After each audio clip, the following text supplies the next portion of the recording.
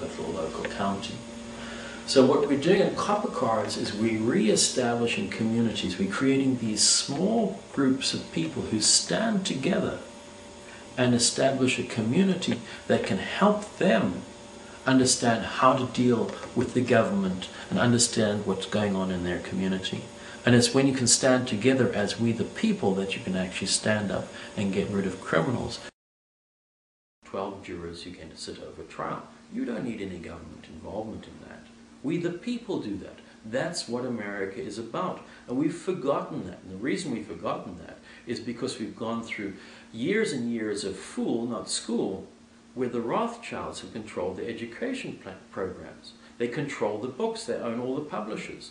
And we now can go onto the net and learn about the true law and the ability to, for example, form the quo warranto process where you become a public attorney general.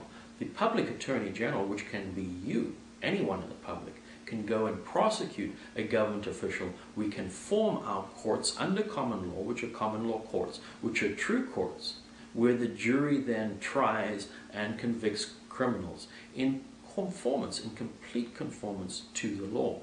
Now these enterprises, and I call them enterprises because they are businesses. They're set up on Dun & Bradstreet. They're not legal systems. They're courts which are businesses. We've been led to believe that that is the legal government of the United States of America. Clearly, we understand from the very outset of the Constitution, which there is, we the people are our own government. Now, the same problem happened way back in the 1930s in San Francisco. The vigilante courts that were set up there were set up to specifically eliminate these corrupt criminal enterprises which took over our we the people courts, as they have right now. And we need to do that again. We need to understand that we the people are the government. It's not they the government who are our government. We the people can form private and public attorney generals under the quo warranto process. We can form our courts ourselves by simply forming the juries, just like we do grand juries. But we have to be educated. And that's what CopperCards is doing, is showing you what the true law is and how to take back your legal rights. Do you think any lawyers are going to aid CopperCards? Now, one of the most interesting amendments to the Constitution is the 13th Amendment, the missing 13th Amendment. There was two people who were doing investigation. It was an investigator and a policeman were doing these investigations in one of the oldest libraries up in Boston. And they came across this old copy of the Constitution. And there in this old copy of the Constitution was this 13th Amendment that they'd never seen. They got all excited, rushed around all the old libraries they could find to find all the old copies of the Constitution. And lo and behold, in every one of those copies of the Constitution that were printed before the Brits burnt down the White House in the War of 1812, had this missing 13th Amendment properly ratified. And this missing 13th Amendment, surprise, surprise, specifies that if you become a member of the bar, which traces its roots directly back to England and the Crown, you lose your citizenship. Of course, lawyers are not going to be happy with respect to the true law because they're not following the true law. They're trying to make up their own law called case law. They're trying to keep you ignorant with respect to what your rights are. They will tell you, oh, don't you get involved in the law. But understand this, common law, by definition, is for the common man. Under common law, if the common person cannot understand the law, then it is not law.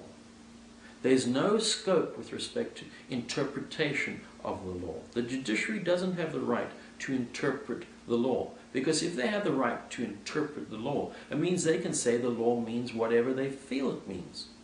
Classic example is their sovereign immunity claim. They somehow say that the 11th Amendment, now read it. In fact, let's do that, because it's not a bad idea to always pick up the Constitution and read the actual words so you can see what it says for ourselves. The 11th Amendment is a short amendment. Let's read it. The judicial power of the United States shall not be construed to extend to any suit in law or equity commenced or prosecuted against one of the United States by citizens of another state, or by citizens or subjects of any foreign state. Now that's pretty short, one paragraph. Let's look at that. The judicial power of the United States, the judges, shall not be construed to extend to any suit of law or equity. So there's no judicial power in any lawsuit that is prosecuted against one of the United States. Really, all it's saying is there's no judicial power if you sue the government. Under due process in common law, if I sue your boss, you can't be the judge. That's all the 11th Amendment says. There's no inference, no suggestion, nothing whatsoever to do in the 11th Amendment with anything to do with sovereign immunity. To the contrary, it actually says that the judges can't take part in any of those suits that are brought against the government. And of course that's the case. It's naturally the case. If I'm suing the government, one of the employees, a judge, is going to be biased against me. He's just going to dismiss my case. So in suits brought against the government, pursuant to the 11th Amendment, there's no judicial power, leaving the only power left in the courts, which is actually more powerful than judicial power, and that's power of the jury. And the jury determines both the fact and the law. And we can go right back to Samuel Chase, one of the signers of the Declaration of Independence, one of the first Supreme Court justices, who said just that. The jury determines both the fact and the law. And he went on to say that either, unless we've pushed this issue, we're all going to hang separately, or we most surely will all hang together. And what we've got to understand in this regard is we people need to stand up together and take back our government from this band of criminals who have taken over our government, turned it into an enterprise in this District of Columbia where bankers control everything you do. The average citizen today pays more than half of what they earn in some form of tax. You work 6 months for this criminal enterprise that calls themselves our government. Isn't that approximately what the serfs of the Middle Ages gave their lords, about half of everything they worked for all year long? Well, often more than that, and we do more than that as well, because you've got to add your taxes and then take your mortgage, because your mortgage you're paying on that interest that the federal bank, this private bank owned by the Rothschilds, made out of absolutely nothing. Look at what you pay on your interest of your mortgage plus your taxes. Actually, then you're getting into the 60 to 80% of everything you get earned goes back to the Rothschilds. Well, there you have it from Clive Boustred up here in Santa Cruz County.